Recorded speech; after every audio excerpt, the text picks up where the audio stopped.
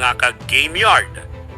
Isa sa pinakamahalagang desisyon sa breeding ng manok ay ang pagpili ng tamang breeding stock. Dito, kadalasang nagkakaroon ng tagumpay o problema ang isang breeding program. Maraming breeders ang nagtataka kung bakit hindi lumalabas ang traits na inaasahan nila sa kanilang mga sisiw. Minsan, ang dahilan ay hindi sa pakain, hindi sa kulungan at hindi rin sa panahon. Kadalasan, nagsisimula ito sa maling pagpili ng breeding stock. Sa video na ito, pag-uusapan din natin ang top 5 karaniwang pagkakamali ng breeders sa pagpili ng breeding stock sa isang educational at transparent na paraan. Layunin ng video na ito na makatulong sa mga ka-game yard na mas maintindihan ang tamang approach sa breeding at maiwasan ang mga common mistakes. Kung interesado kang pagbutihin ang iyong breeding program, samahan mo ako hanggang dulo. Simulan na natin. Pagpili base lang sa hitsura. Isa sa pinakakaraniwang pagkakamali ng ilang breeders ay ang pagpili ng breeding stock based lamang sa physical appearance. Totoo na mahalaga ang obserbasyon sa katawan ng manok. Halimbawa, balanse ng katawan, kondisyon ng balahibo, postura, general alertness. Pero hindi sapat na ito lamang ang basehan. Ang isang manok ay maaaring maganda ang hitsura pero hindi consistent ang genetic traits na naipapasa nito sa mga sisiw. Sa breeding, mahalaga ring pag-aralan ang background ng magulang, consistency ng offspring, at overall performance sa pagpapalaki. Ang hitsura ay isang bahagi lamang ng mas malaking larawan sa breeding. Hindi pag-aral ng bloodline background. Isa pang karaniwang pagkakamali ay ang hindi pag-research tungkol sa pinagmulan o background ng bloodline. Sa poultry breeding, mahalaga ang kaalaman sa lineage dahil dito nagmumula ang ideya kung anong traits ang maaaring lumabas sa susunod na generation. Kapag hindi alam ng breeder ang background ng kanyang breeding stock, nagiging parang trial and error ang buong program. Hindi naman kailangang maging eksperto agad sa genetics, pero malaking tulong ang simpleng pag-alam sa strain history, breeding reputation, traits na madalas iugnay sa linya. Sa ganitong paraan, mas nagiging sistematiko ang pagpili. Pagpapalit-palit ng breeding stock ng walang plano. May mga breeders na madalas magpalit ng breeding stock dahil naghahanap agad ng mabilis na resulta. Ito ay isa ring pagkakamali. Ang breeding ay isang long-term process. Kailangan ng oras upang makita kung anong traits ang lumalabas sa mga offspring.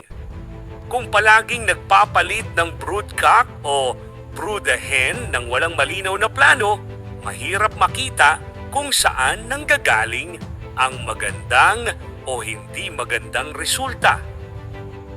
Mas mainam ang pagkakaroon ng breeding record, observation notes, structured pairing plan.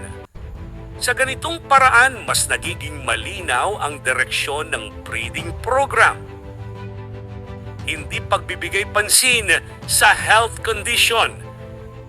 Isa sa pinaka-importanting factor sa pagpili ng breeding stock ay ang kalusugan ng manok.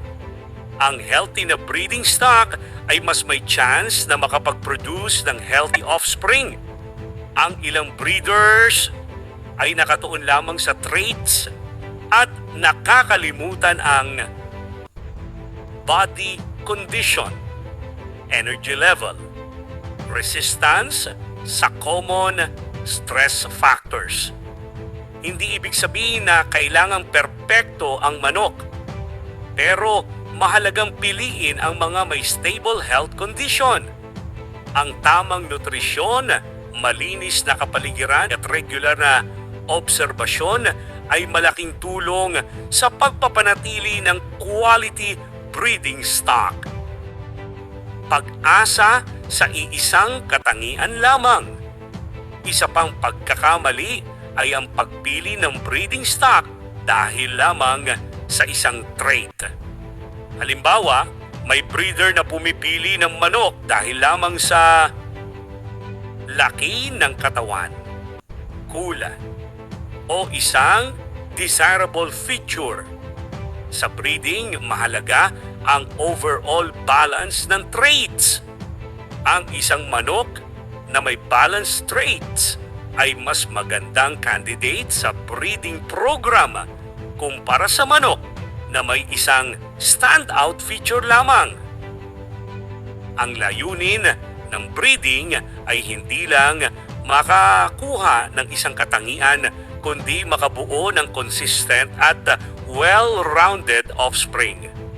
Importance ng observation at patience. Mga ka-game yard, ang breeding ay hindi instant. Kailangan nito ng mahabang observation, tamang timing, at pasensya. Minsan, ang resulta ng tamang pairing ay makikita lamang pagkatapos ng ilang generation.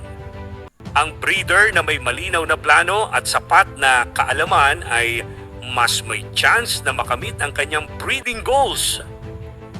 Responsible breeding mindset. Sa modernong panahon, mahalaga ang pagiging responsableng breeder. Hindi lamang ito tungkol sa pagpapalaki ng manok, kundi sa pag-aalaga ng kalidad ng linya at kapakanan ng mga alaga.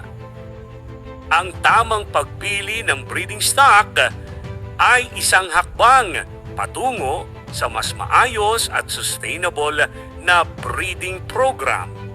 Sa kabuuan, ang top 5 pagkakamali sa pagpili ng breeding stock. Una, pagpili base lang sa hitsura. 2, hindi pag-aaral ng bloodline background.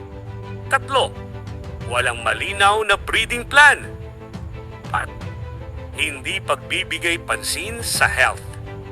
5, pag-asa sa iisang katangian lamang. Kung maiiwasan ang mga pagkakamaling ito, mas nagiging maayos ang direksyon ng breeding program. Mga ka-game yard, kung may natutunan kayo sa video na ito, like, comment kung alin sa mga mistakes na ito ang na-experience nyo. Subscribe sa Alpacord Game Yard para sa mas marami pang educational videos tungkol sa breeding, poultry genetics, bloodline history. Maraming salamat sa panonood. Hanggang sa susunod nating episode.